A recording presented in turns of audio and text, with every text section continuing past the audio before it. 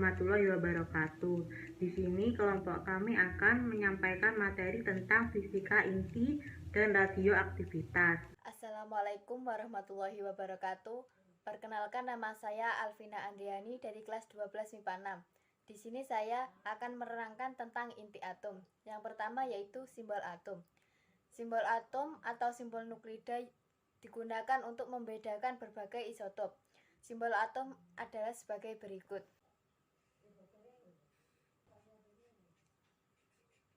X, A, Z. X sama dengan lambang unsur,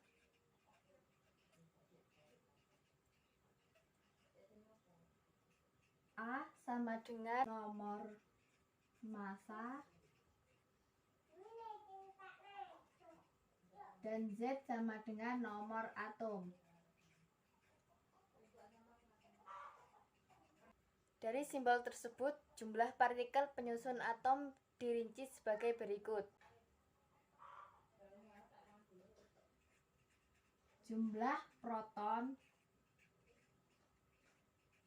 sama dengan Z. Jumlah neutron sama dengan A-Z. Dan jumlah elektron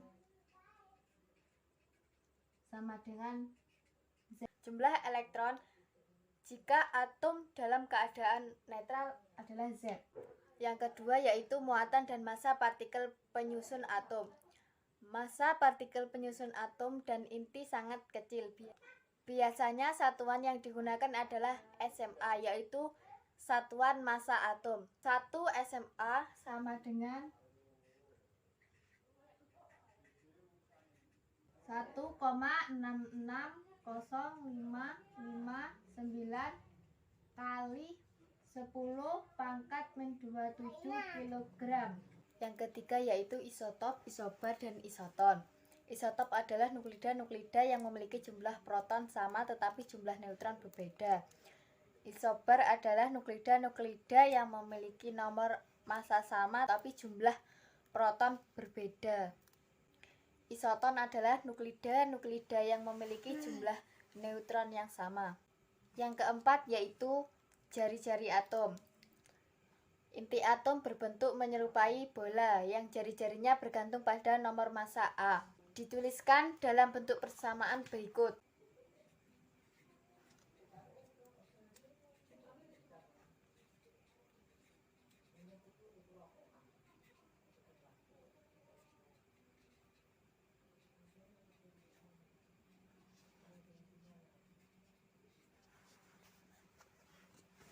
Inilah persamaan jari-jari atom. Yang kelima yaitu energi ikatan inti dan susut massa. Energi ikat inti adalah energi yang dilepas oleh nukleon agar terbentuk inti atom atau energi yang diperlukan untuk memisahkan nukleon yang membentuk inti. Sedangkan susut massa atau defek adalah selisih gabungan massa nukleon pembentuk inti dengan massa inti stabilnya. Susut massanya dirumuskan sebagai berikut.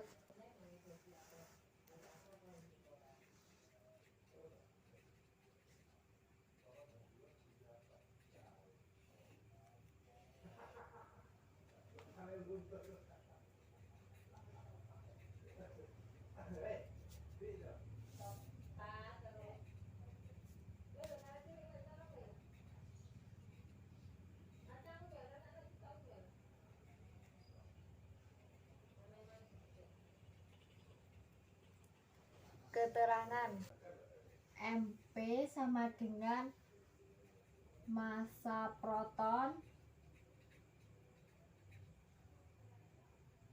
Mn sama dengan massa neutron, dan Mi sama dengan massa inti. Inilah rumus susut massa. Hubungan antara ikat inti dengan susut massa dituliskan dengan persamaan sebagai berikut.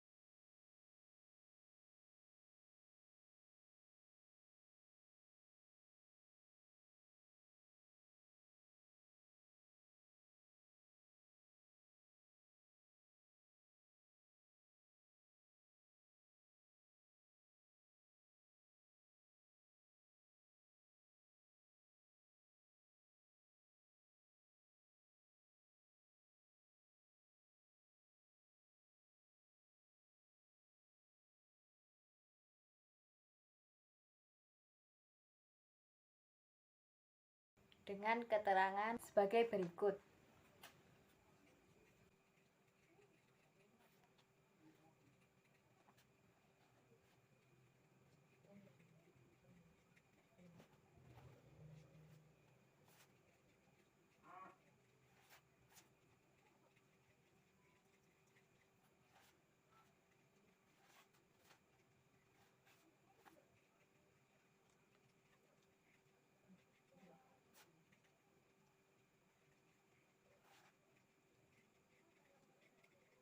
Assalamualaikum warahmatullahi wabarakatuh. Perkenalkan, nama saya Medinda Dwi Trisnawati dari kelas 12 MIPA 6 absen 18. Saya di sini akan menjelaskan ringkasan materi tentang reaksi inti. B. Reaksi inti. 1. Energi reaksi. Energi reaksi adalah peristiwa peluruhan inti atom menjadi atom lain secara ilmiah. Reaksi ini ditulis dengan persamaan X plus A maka B plus Y atau X buka kurung A B tutup kurung Y. Dalam reaksi ini harus dipenuhi 4 macam. Yang pertama, hukum kekekalan momentum. Artinya momentum sebelum dan sesudah reaksi harus sama. Yang kedua, hukum kekekalan energi. Artinya energi yang digunakan dalam reaksi ini sebelum dan sesudah harus sama. 3. Hukum kekekalan nomor atom. Artinya jumlah nomor atom sebelum dan sesudah reaksi harus sama. Yang keempat, hukum kekekalan nomor massa. Artinya jumlah massa sebelum dan sesudah reaksi harus sama. Untuk menghitung energi yang terlibat dalam reaksi bisa menggunakan rumus sebagai berikut.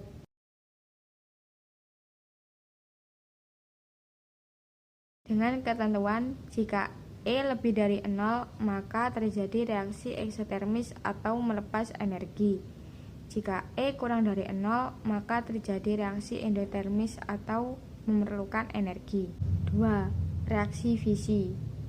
Fisi adalah peristiwa pemecahan dua inti berat menjadi dua inti sedang. Fisi dapat dilakukan pada beberapa inti berat, yaitu dengan cara menembaknya dengan partikel alfa, proton, neutron, ataupun sinar gamma. Dalam reaksi fisi, massa total produk lebih kecil dibandingkan dengan massa total reaktan, dan selisih massa itu muncul sebagai energi. 3. Reaksi berantai. Ada 2 syarat yang harus dipenuhi dalam reaksi ini. Yang pertama, uranium yang digunakan adalah 235U, yang di dalam uranium alam hanya mengandung 0,718%. 4. Reaksi fusi. Fusi adalah peristiwa penggabungan 2 buah inti ringan menjadi inti yang lebih berat dan partikel-partikel elementer disertai pelepasan sejumlah energi. Reaksi fusi juga bisa disebut dengan reaksi termonuklir. Hal ini disebabkan karena pada reaksi fusi memerlukan energi yang lebih tinggi atau terjadi pada suhu yang sangat tinggi. Assalamualaikum warahmatullahi wabarakatuh. Nama saya Faiko Tunima dari kelas 12 MIPA 6. Hari ini saya akan menjelaskan tentang radioaktivitas.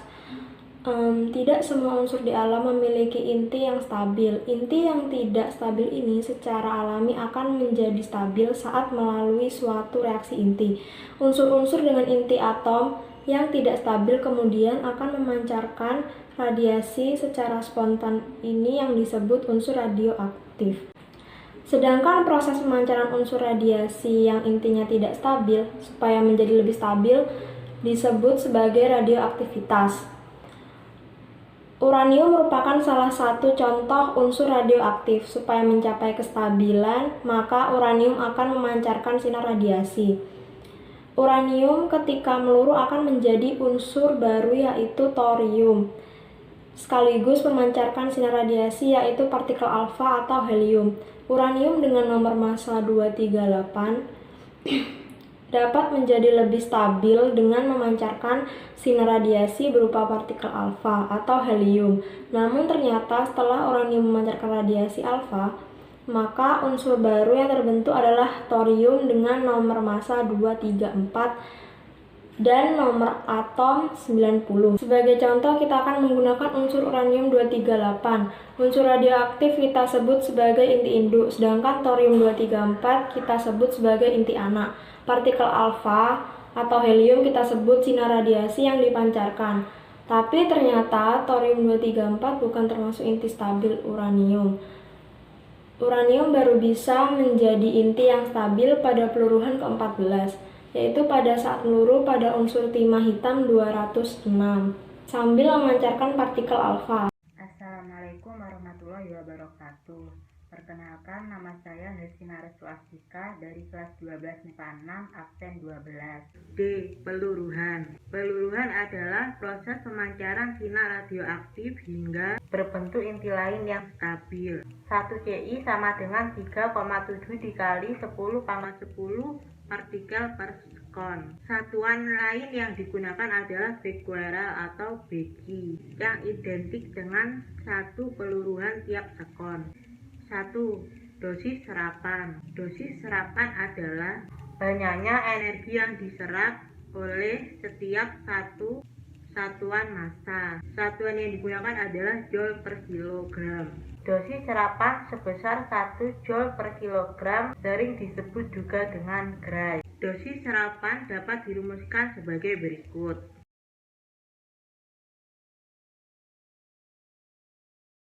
Dua, waktu paruh. Waktu paruh didefinisikan sebagai waktu yang diperlukan oleh suatu inti untuk meluruh hingga jumlah inti hingga separuh dari jumlah inti mula-mula. Jumlah inti yang tersisa dapat dirumuskan sebagai berikut.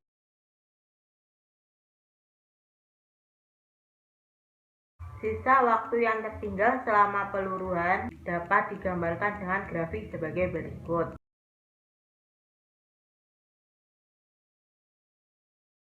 3. Aktivitas radioaktif. Aktivitas radioaktif didefinisikan dengan laju peluruhan inti radioaktif atau jumlah partikel yang menyeluruh tiap sekon. Rumus aktivitas radioaktif sebagai berikut.